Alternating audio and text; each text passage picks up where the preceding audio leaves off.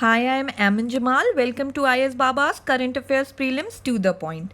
I will be discussing 5 topics and 5 MCQs on daily basis which are important from our prelims perspective. So let us start. These are the topics we are going to cover today. Starting with the first news, in the Hindu newspaper, there was a news about PM Cares Fund and how this is different from Prime Minister's National Relief Fund. So let us see what is important from our prelims perspective.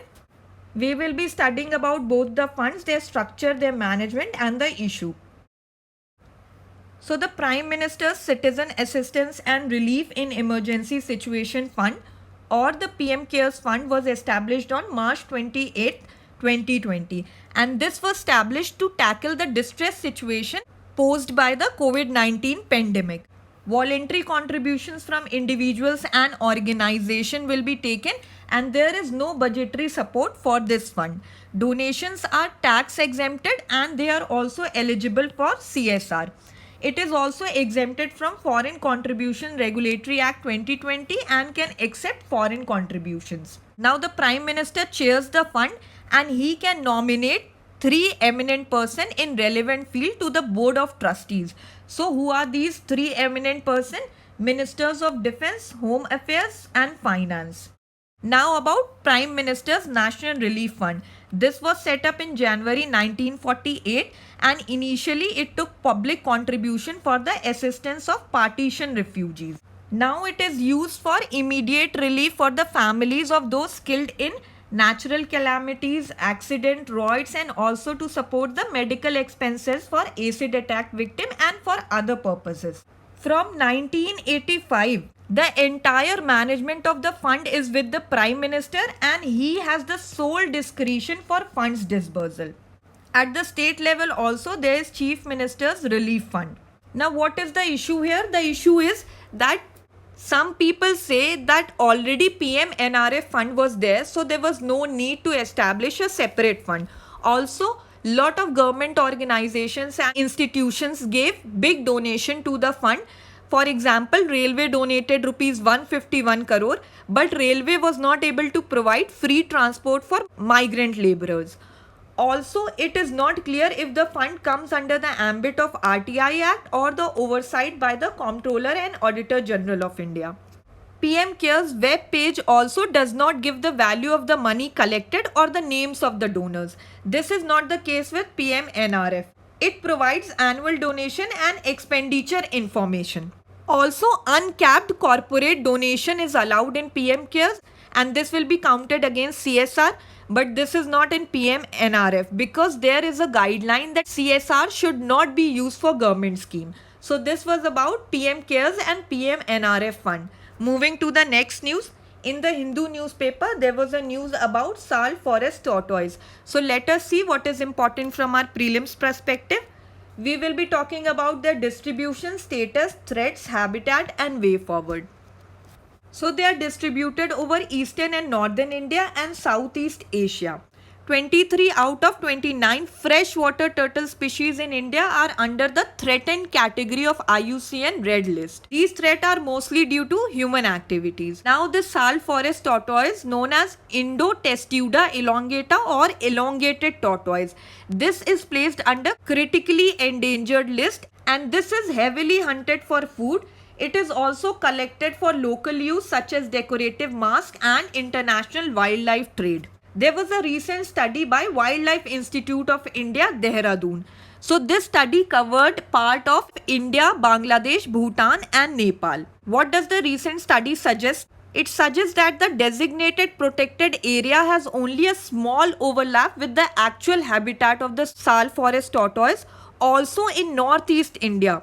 Representation of species in protected area is least. There is also no connectivity between various habitats and some habitats fall within the high occurrence fire zone. Like in northeast, they experience jhum fire, that is for jhum cultivation. So these fire kill the tortoise, they also open the habitats and decrease the soil moisture on which they depend. So this may change the whole community on which they depend. According to IUCN, the population of the species may have fallen by 80% in the last 3 generations, that is 90 years. So more attention is required. Regular monitoring is also needed. Like in summer, the Sal forest tortoise use the moist patches of dry stream bed. So these should also be protected. Also, the report says transboundary research has not picked up in our country. For tiger, it is there. There is a transboundary research tiger conservation unit. Also, we have transboundary conservation reserve like Manas, which is for Indo-Bhutan region, and Sundarban, that is for India-Bangladesh region. But little information on population size of Sal forest tortoise are there. Also, less study have been done on them. So we need to distribute focus equally on mammal centric approach and also on reptiles and amphibians which are equally threatened. Now, Barkish water turtle, Batagur baska. This is also critically endangered and is distributed in India and Bangladesh. Now moving to the next news. In the Indian Express newspaper, there was a news about INS Kesari set sail on COVID aid mission to Indian Ocean country. So this COVID aid mission is Mission Sagar. Let us see what is important from our prelims perspective. So this is a part of government outreach initiative towards 5 island nation in Indian Ocean.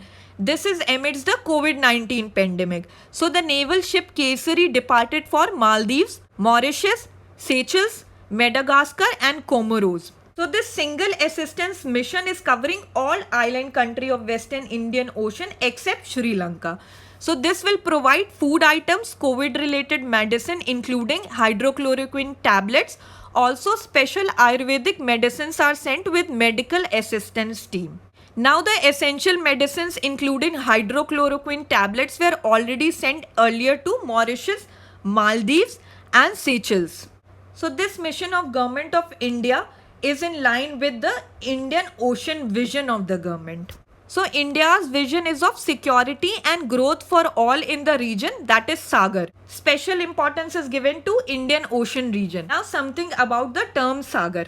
This term was given by the Prime Minister in 2015 during his Mauritius visit. It is a maritime initiative giving priority to Indian Ocean region for peace, stability and prosperity. What is the aim? The aim here is to create trust and transparency, respect for international maritime rules, peaceful resolution of maritime issues and increased cooperation. This is in line with Indian Ocean Rim Association. So let us talk something about Indian Ocean Rim Association. This was established in 1997 in Ibin Cyber City, Mauritius. In 1995, this was named as Indian Ocean Rim Initiative. Also for some time it was known as Indian Ocean Rim Association for Regional Cooperation. This was established under a multilateral treaty known as Charter of the Indian Ocean Rim Association for Regional Cooperation. Now what is the objective of Indian Ocean Rim Association? This is to promote balanced development and sustainable growth. Also economic cooperation and promoting liberalization. Indian Ocean Dialogue is a flagship initiative of Indian Ocean Rim Association and this originated in 2013. It also has a project-based Indian Ocean Rim Association Sustainable Development Program that is to meet the needs of member states. India is a member along with countries like Australia, Bangladesh, South Africa, Sri Lanka, Yemen, Oman, Thailand, Mozambique, Iran, Somalia, Mauritius, etc. So you can see 21 members are there and 7 dialogue partners are there. So here are the list of the countries who are member and this is the list of countries who are dialogue partners. Moving to the next news. In the Hindu newspaper, there was a news about GI tag for Jharkhand's Sohri Khovar painting and Telangana's Telia Rumal. So let us see what is important from our prelims perspective. So we will be talking about Sohrai Khovar. So application was made by Sohrai Kala Mahila Vikas Sahyog Samiti Limited. This is a traditional and ritualistic mural art and this is made on mud wall. This is practiced by the local tribal women during the local harvest and marriage season. Naturally available local soils of different colors are used for this painting and these soils are from areas of Hazaribagh district of Jharkhand. Now primarily these paintings are from Hazaribagh district, but now they are also being made in other parts of Jharkhand. Traditionally they are painted on the wall of mud houses. So what is the style of the painting? The style features profusion of line, dots, animal and plant figures, and these touch mostly the religious theme. So this was about Sohrai Khovar painting of Jharkhand. Moving to the next, Telia Rumal of Telangana. So the application was made by consortium of Putta Pakka Handloom Cluster. This involves intricate handmade work with cotton loom, and three particular colors are there: red, black and white. These can be made only on traditional handlooms, and in the times of Nizam, 20 families from Putta Pakka village, which is of Telangana region, they were engaged in the handloom weaving and they were patronized by the rulers, the Nizam. So the officers of the Nizam's court, they would wear Chituki Telia Rumal. It is also offered at the Dargah of Ajmer Sharif in Rajasthan, and this was also worn as turban cloth by Arabs in the Middle East.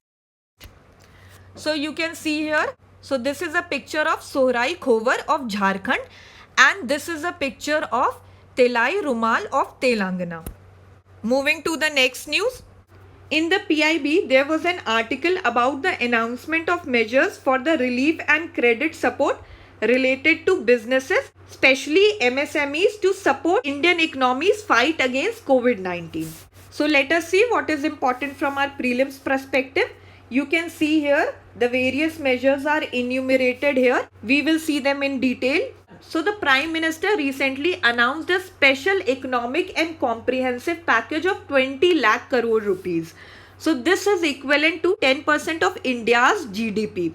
So this package was under Atmanirbhar Bharat Abhiyan. So this Atmanirbhar Bharat have 5 pillars. What are these pillars? Economy, infrastructure, system, vibrant democracy and demand. This package is very necessary, and this is focused on getting back to work, that is restarting the economy and to build a self-reliant India. This will enable the employees and employers, businesses, especially the MSMEs, to get back to the production, and workers will regain the employment. Efforts are there to strengthen the NBFCs, housing finance companies and the microfinance sector. Power sector is also covered under this. Tax relief are given to businesses, and relief from contractual commitment are also given to the contractors that are involved in the public procurement. Compliance relief is given to the real estate sector. Now here this is also given that in the last 5 years what were the measures taken by the government for the industry and MSME sector. So for real estate sector, there was Real Estate Regulation and Development Act RERA. This was enacted in 2016, and this was to bring more transparency into the industry. There was a special fund for affordable and middle income housing. This was set up last year, and this was to help the stress in the housing segment. Also to help the MSMEs with the issue of delayed payment, Samadhan portal was launched in 2017. A fund of funds for the startup was also set up under SIDBI, and this was to boost the entrepreneurship in the country. There were also various credit guarantee scheme, and this was to help the flow of credit to the MSMEs. Now what were the announcement made under the Atmanirbhar Bharat Abhiyan? There was a rupees 3 lakh crore emergency working capital facility, and this was for businesses including MSMEs. This was for the term loan at concessional rate of interest, and this will be available to the units up to rupees 25 crore outstanding and turnover of up to rupees 100 crores. These units will not have to provide any guarantee or collateral. Amount will be 100% guaranteed by Government of India, and this will be providing total liquidity of rupees 3 lakh crores to more than 45 lakh MSMEs. Now the second announcement was about rupees 20,000 crores subordinate debt for stressed MSMEs, from which 4,000 crore rupees is given to Credit Guarantee Trust for micro and small enterprises. Third announcement was about rupees 50,000 crores equity infusion through MSME Fund of Funds. So funds of fund will be established of rupees 10,000 crore, and this will provide equity funding support for the MSMEs. This fund will be operated through a mother and few daughter funds. About the next announcement, it is about new definition of MSMEs. So the definition is revised by raising the investment limit. An additional criteria of turnover also is being introduced, and now the distinction between manufacturing and service sector will also be eliminated. So there is a new definition for MSMEs now, and this is important for our prelims. What are the other measures for MSMEs? E-market linkage, this will be promoted and will act as a replacement for trade fairs and exhibition. About the next announcement, the general financial rules of the government will be amended to disallow global tender inquiries in procurement of goods and services of value of less than 200 crores. Then the next announcement said that the EPF support for business and organized workers will be given. So under this, the government of India will contribute 12% of the salary each on behalf of both employer and employees to EPF, and this will be extended by another 3 months. About the next announcement, EPF contribution to be reduced for employers and employees for 3 months. So now the employers and employees will be contributing 10% each from existing 12% each. So earlier they were contributing 12%, but now they will be contributing 10% for 3 months, and government will be contributing 12% for 3 months. Next announcement was about rupees 30,000 crore special liquidity scheme for NBFCs, housing finance companies and microfinance institution. So there will be a special liquidity scheme, and this liquidity will be provided by the RBI. So investment will be made in primary and secondary market transactions, and this will be 100% guaranteed by the government of India. Now about the next announcement, rupees 45,000 crore partial credit guarantee scheme 2.0 for liabilities of NBFCs and MFIs. So the existing partial credit guarantee scheme is being revamped, and this will be extended to cover the borrowings of lower rated NBFCs, housing finance companies and other microfinance institutions. About the next announcement, rupees 90,000 crore liquidity injection for DISCOMs. This will take place in 2 equal installments. This amount will be used by DISCOMs to pay their dues to transmission and generation companies. The next announcement about relief to contractors. So all central agencies will give extension up to 6 months for completion of contractual obligation. About the next announcement, relief to real estate projects. So state government are advised to invoke the force majeure clause under RERA. Under this, the registration and completion date for all registered projects will be extended up to 6 months. Also, various statutory compliance under RERA will also be extended. About the next announcement, tax relief to business. The pending income tax refund will be issued immediately. About the last announcement, tax related measures. So there was reduction in rate of TDS and tax collected at source. So TDS rates are reduced by 25% for the remaining period of financial year 2020-2021. Also, the due date of all income tax returns for assessment year 2020-21, they are extended to 30th November 2020. Similarly, the tax audit due date will also be extended till 31st October 2020. Also, under this Vivad se Vishwas scheme, the date for making payment without additional amount is extended to 31st December 2020. This was about the package announced under the Atmanirbhar Bharat Abhiyan. So we have seen 5 topics. Now let us see 5 MCQs based on these topics. So this is the first MCQ. Consider the following statement about PM CARES Fund. Statement 1. Donations have been made tax exempt and can be counted against a company's corporate social responsibility obligations. Statement 2. It is also exempt from Foreign Contribution Regulation Act 2020 and accepts foreign contributions. Statement 3. The amount of money collected, names of donors and the expenditure of the fund is clearly mentioned on the PM CARES web page.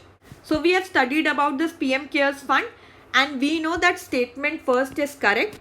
Also the statement second is correct, but the statement third is not correct because the PM Cares web page does not give any information about the money collected or the name of the donors or the expenditure of the fund. So our answer is 1 and 2 only, that is C. Moving to the next MCQ. Consider the following statement about Sal forest tortoise. The Sal forest tortoise is heavily hunted for food and collected both for local use such as decorative mask and international wildlife trade. Statement 2. It comes under the threatened category in the IUCN Red List. Statement 3. It is widely distributed in the southern part of India. Which of the above statement is correct? So we have studied about the Sal forest tortoise and we know that the distribution is in the eastern and northern India and Southeast Asia. So statement third is incorrect. And also we have seen that it is not under the threatened category but the critically endangered category. So statement 2 is also wrong. Statement 1 is correct. So our answer is 1 only, that is B. Moving to the next MCQ. This is from the previous year. So, Indian Ocean Rim Association was earlier known as Indian Ocean Rim Association for Regional Cooperation. So, let us see. Consider the following statement. It was established very recently in response to incident of piracy and accident of oil spills. Statement 2. It is an alliance meant for maritime security only. So we have studied about this Indian Ocean Rim Association and we know it is not a very recent association. Also we have seen it is not only for maritime security, it is for prosperity and stability and also for cooperation. So both the statement are incorrect. So our answer will be D, neither 1 nor 2. Moving to the next MCQ. Consider the following. Meerut scissors, Kodai Canal Malai Pondu, Tirur betel leaf, Sohrai khovar, Coimbatore wet grinders. Which of the above have a GI tag? So options are 2 and 4. Option B 2, 3 and 4. Option C 1, 2, 3, 4 and 5. Option D 2, 4 and 5. So we have studied about Sohrai khovar. Let us see about the others also. So in 2019, Tirur betel vine cultivated in Mallapuram district of Kerala. This was given the GI tag and it is valued for its medicinal and cultural usage. Also the Coimbatore wet grinders were given the GI tag. 40 different types of wet grinders are made here. The Meerut scissors were given the GI tag. Also the Kodai Canal Malai Pondu, which is the hill garlic. This was granted the GI tag. So all of them have a GI tag. So our answer is option C. Moving to our next MCQ. This is our last MCQ. Consider the following statement about Atmanirbhar Bharat Abhiyan. Statement 1. There are 5 pillars of Atmanirbhar Bharat: economy, infrastructure, system, vibrant democracy and demand. Statement 2. This Abhiyan gives a timeline of 10 years to make India self-reliant. Which of the above statement is correct? So we have studied about this Atmanirbhar Bharat Abhiyan and we know the first statement is correct, but there is no timeline to make India self-reliant under this Abhiyan. So only statement 1 is correct and our answer is A, 1 only. We have seen 5 topics and 5 MCQs based on these topics. That was all for today. Thank you so much. Also subscribe to our YouTube channel and press the bell icon to get notified.